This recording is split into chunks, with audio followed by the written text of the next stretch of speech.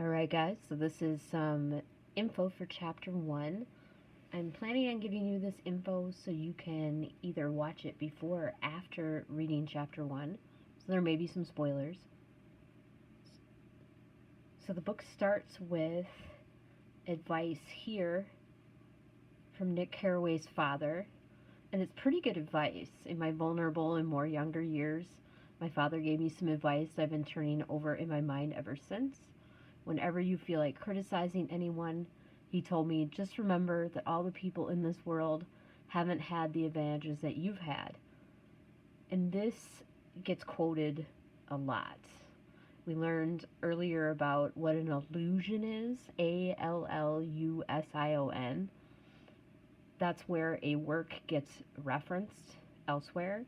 This is an allusion that's made in other works. It's one of the reasons why we read The Great Gatsby, because it gets referenced all the other many times in other places. One of the problems in chapter 1 is Nick starts out.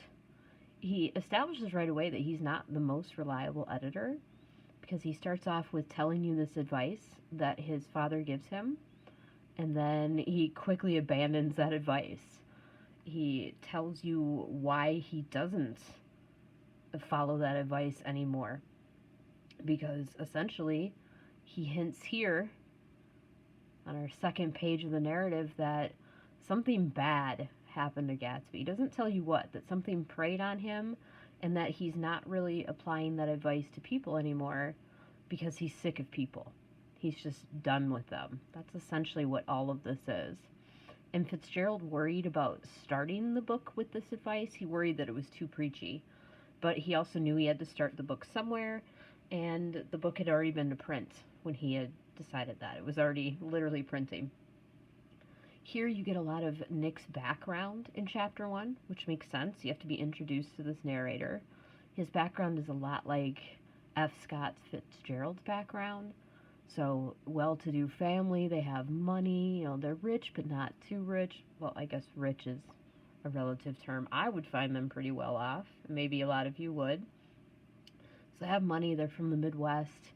Nick fought in what he would have called the Great War, what we would have referred to as World War I, but they didn't know there was a World War II, so they would have been real freaked out. Nick would have been real freaked out if you had walked up to him and said, "Oh, you fought in World War I?"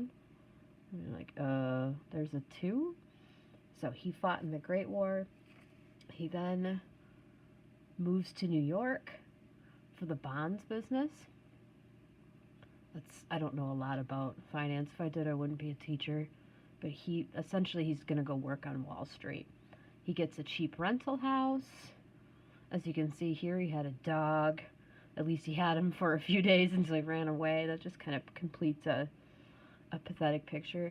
Fitzgerald throughout the book has these little pieces of humor, so you want to read carefully so you can get those little jokes that are throughout.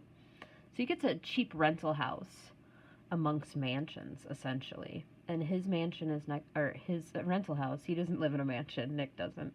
His is next to Gatsby's. So he's living on West Egg, as you can see here. He's living on West Egg. That's the cheap body of land. So there's 2 bodies of land. I described this in the notes as well. There's West Egg and East Egg. West Egg is basically the poor side across this bay, also known as the Sound. And then you have East Egg, and that's where all the rich people live. And that includes cousin Daisy, so Nick's cousin Daisy, and her husband, Tom. Daisy and Tom are essentially like the classic all-American couple from the American Dream. You got a gentleman, Tom, who was a quarterback, all-American kind of guy, sandy hair, built, stocky. And then you have the all-American girl, beautiful, trilling voice, that kind of thing. The rich, attractive couple with the child. That's all-American couple. But one of the themes of this book is the all-American dream is not attainable, or it's not for everybody. Only some people can get it. Or once you get it, do you want it? Do the people who get it really want it? Tom and Daisy are a good example of you may not want it. For instance, Tom is a racist.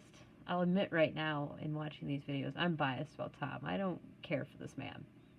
He's a racist. He doesn't treat his family well. He's just an all-around jerk, to put it kindly. And Daisy is very unhappy. She's miserable. Tom is cheating on her. This is one of the things that happens in chapter 1 here, as they're all sitting at dinner, and by all, I mean Nick, Daisy, Tom, and a fourth person, Jordan Baker, who we'll get to in a moment. They're all sitting at dinner, and they're interrupted again and again by the sound of the phone. And who is on the phone? Tom Buchanan's mistress. So it's a very awkward, tense dinner, especially at that time. Mistresses were not tolerated. Well, it's hard to explain. You didn't do that. It wasn't okay. It's hard to explain, but it was one of the things that society was very concerned about, was the breakdown of institutions like marriage and things of that sort. And if you're more interested in that, you can look up society anxieties in the 20s. That was one of the things that people were very concerned about, was the breakdown of society as more and more people moved to the cities. So that's one of the things that's happening at this dinner. So here we have on page 11, we have the introduction of Jordan Baker. She is named after 2 different car models at the time. You'll learn more about her later. She is a professional golfer, so she's turning down the drinks that they're gulping down because she, as she puts it, is in training. They also start discussing some of the engagement rumors about Nick. Another reason why he moved from the Midwest is he had been going out with this gal, and everyone was kind of rumoring them into marriage, and he didn't like her enough for that. So another reason for him to move. One thing you want to watch for, so this is more of them at that dinner. Here is Tom explaining some of his racism. He's reading a book called The Rise of the Colored Empires, about how essentially diversity will ruin the Aryan race. There are people who still argue that. Ugh, gross. Anyhow, you want to watch as you're reading, like I said before, for good jokes. For example, one of my favorites is after Nick's kind of summarizing what has happened at this dinner. As for Tom, the fact that he had some woman in New York was really less surprising than that he had been depressed by a book. So that's sort of summarizing Nick's opinion on Tom's low intelligence. One of the things that I want to end with here is, sometimes students miss this, I think because they're still adjusting to the language of chapter 1, is they miss at the very end here when Nick gets back to his house after this dinner, across the bay there at his cousin's house. He sees his neighbor next door, and he means to call out to his neighbor Gatsby, but he notices, like, it's kind of a quiet moment, so he doesn't, and he notices his neighbor stretch out both of his arms at this green light across the bay, which, if I saw my neighbor on the balcony at these apartments here, like, stretching out his arms at Buck Hill across the way, I would have questions. I would have many questions. So there you are. I hope this helped you with chapter 1.